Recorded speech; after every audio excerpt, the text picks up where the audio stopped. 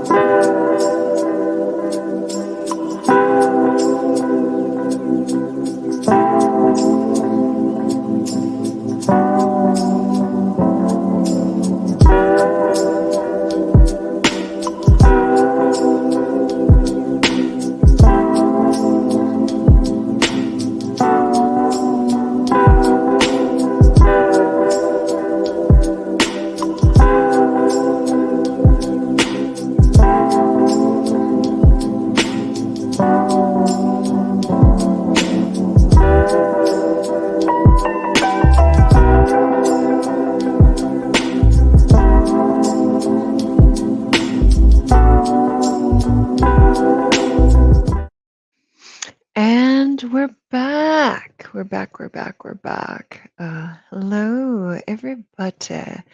Unless I actually see a comment, I don't know on this device if you're joining me or not, although I could check another device. I think I'm going to leave that behind for now. So what I wrote in the heading here, if you're on Tube That Is You, it's below. If you're on the book that is Face, it's above. Apparently, Facebook lets you do that now on pages, perhaps not groups, to do a big entry. Mwah. Love, true love, and the second step. So, not to play down the first step of simply acknowledging your authenticity. I hesitated there because I wanted to say your authentic truth, what is actually arising for you. So it's one thing to share with the world what you believe is your truth. Well, many would say that the precursor to that is to be with what is to face what is your truth. And if you're meditating on a daily for any length of time, you're ramming into that, or you're whooshing and expanding into that experience, depending on what's arising. And facing it is one thing. The facing it, the the initial acknowledging of, ooh, this is here. What happens next? What's your next action, thought, uh, reaction response, or reaction response? If it's an unpleasant, there may be an initial reaction of a tensing of the body and a turning away from.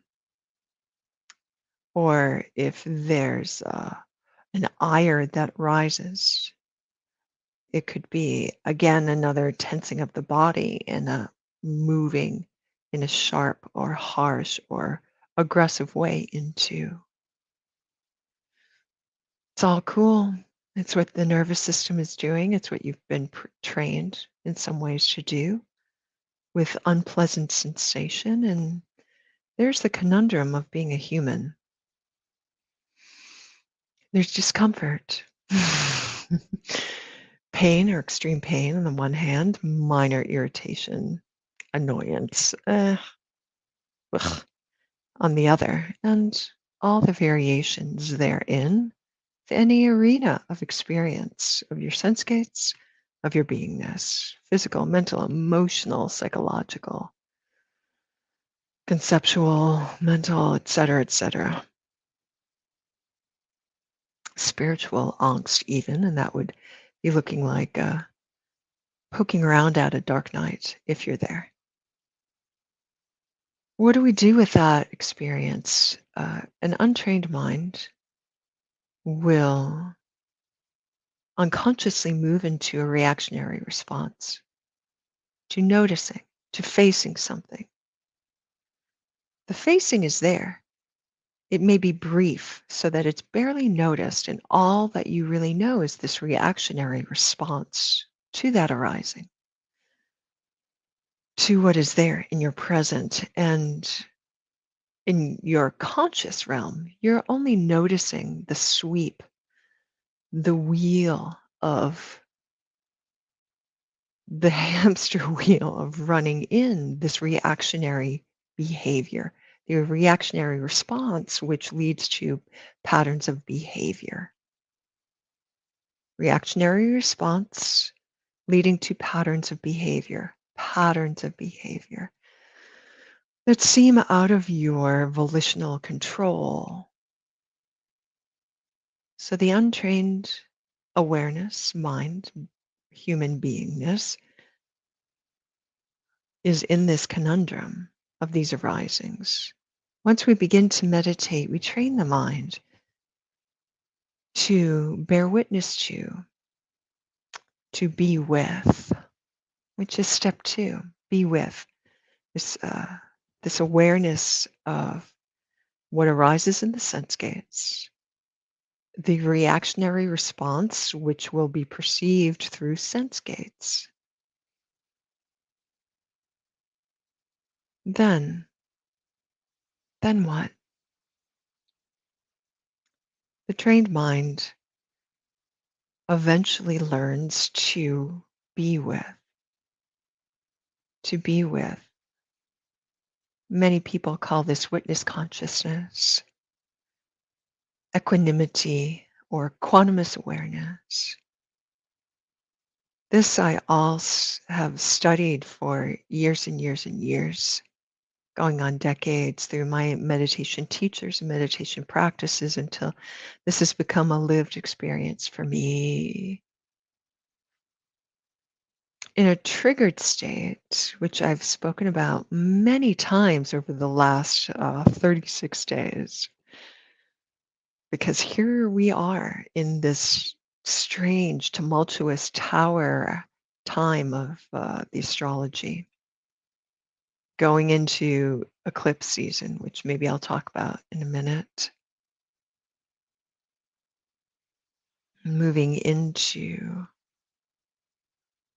all these intensities where shadow and traumas and heritage and historical things arise, and suddenly you're in the swarm of shadow and you're in a triggered reactionary nervous system, triggered reactionary response to that. What I notice for me and what I've attempted to be super transparent and honest about is that it takes a minute to come back to this equanimous alignment, is what I'll call it.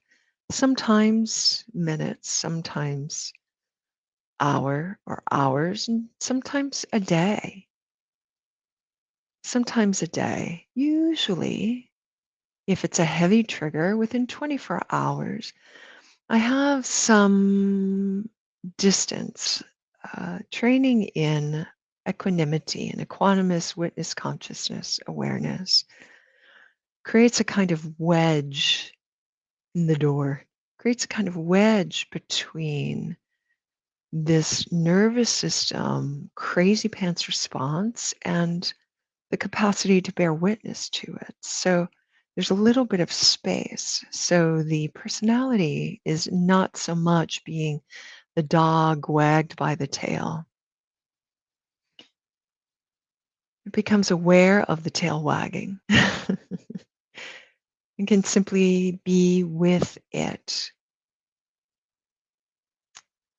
I remember a time when it would be weeks or months of being wagged by the tail and thrust into these periods of intense astrology and intense processing with no relief, where I felt a victim to and was in victim archetype patterns of behavior around the the heritage and the nervous system and the patterns I've been given and trained in, and the astrological patterns as well.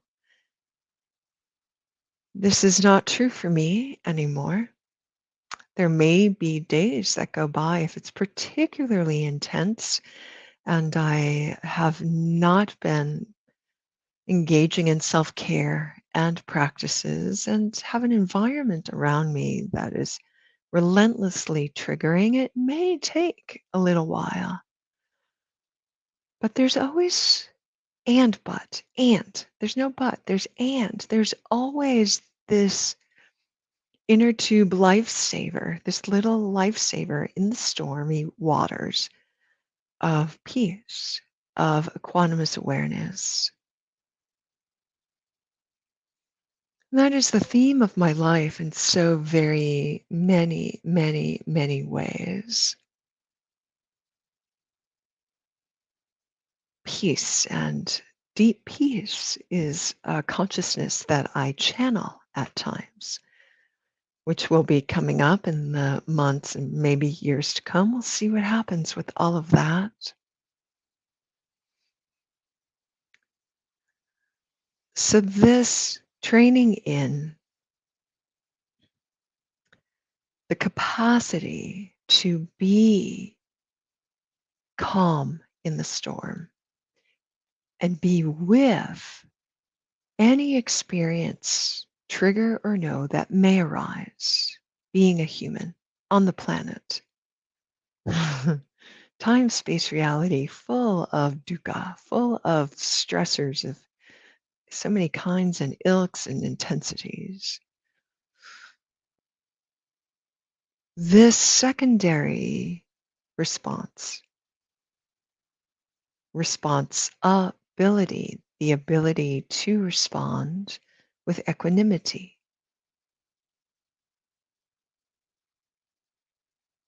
This may arise naturally for some people. You can train in this in multiple different ways. As you begin to move into your practice, really notice when equanimity with your emotional body arises, or your physical body, or your mental body, or your emotional body, your koshas. When do these sheaths of existence in mayhem, in your tower moments, before you've popped into some kind of hermit star, other tarot card? How can you be with, being with, I was going over here to look at my notes, but that's essentially what I'm offering and sharing about my experience. When you're in the throes of things, you simply have to ride the wave as best you can and do as best you can to not lash out to others or within yourself. Once the storm has passed, tools of breathing and being with the easy breath, polyvagal theory. Maybe I'll do a class on that at some point. Although I'm not technically trained in it, I have studied it quite a bit. And certainly breathwork is one of my trainings. Being with the inhale and the lengthening exhale to soothe and calm the system, if that's available. That doesn't work for everybody. I have to say that does not work for everybody. For some people, there needs to be a physical release, a vigorous walk where there is sweat in some way, a dance, a run, a workout, and then simply resting after that. You'll feel a vibratory expansion, contraction of a peacefulness or restfulness within that post exertion state. That works for many. I think there is a confusion and a preference for many meditation teachers to lean into just breathe, just breathe. And certainly for me, breathe feel is one of the things I talk about so often as an entry into it. I want to acknowledge now, for me at times, and for many others most of the time, that's not going to be your way in. It may not be your truth. Your truth may be, I have to move, I have to physically get this out. And there are a host of other ways to do this. Immersing yourself in nature. There's a long list of things. And if you come across this, note, mention, what are the things that either during or after allow this calm, this wave of calmness and presence to be true for you.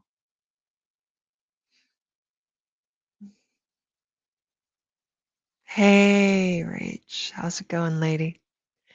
So that's what I have to offer you all today. Thank you for being with me on this. Thank you, Crix. Thanks, Rach, and replay watchers for joining and participating. Please click on one of the links above and find all my offerings there.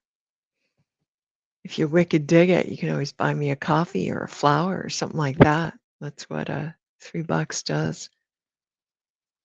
I just want to say a great thank you in my mellow space today. I was up really early this morning at 3:30 a.m.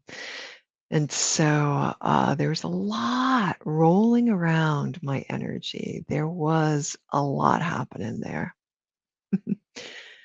And so the Dharma talks that I received and gave to myself and some of the energy I worked with early on myself launched me into these kinds of discussions. And all of those things happened before I even got to the cushion. I say the cushion because I sit on, here we are.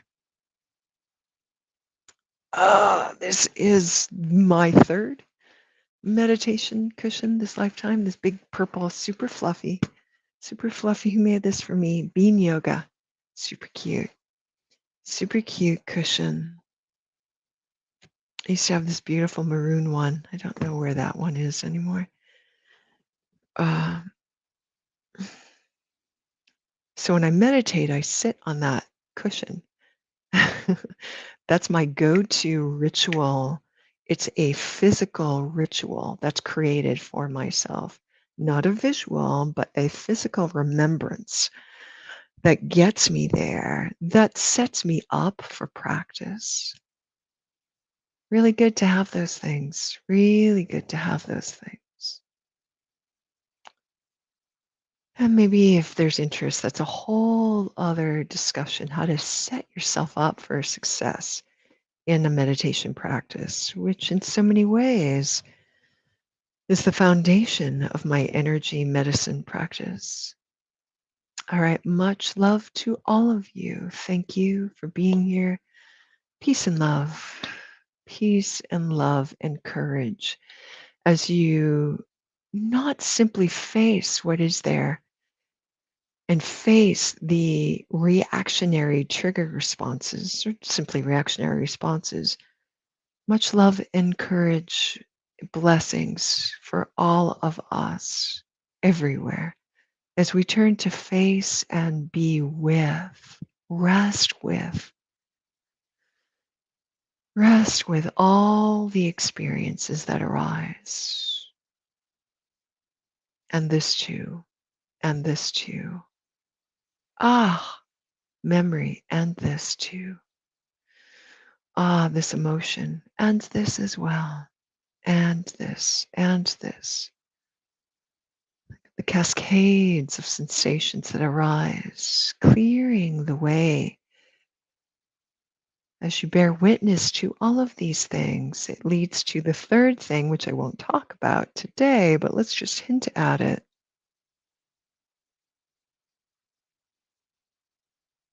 The effect of being with all of the sensations is opening the doorway to a clearing, cleansing, purification, flow, grounding, connecting experiences that are effortless. There's no effort in that. There's simply this relaxation in allowing.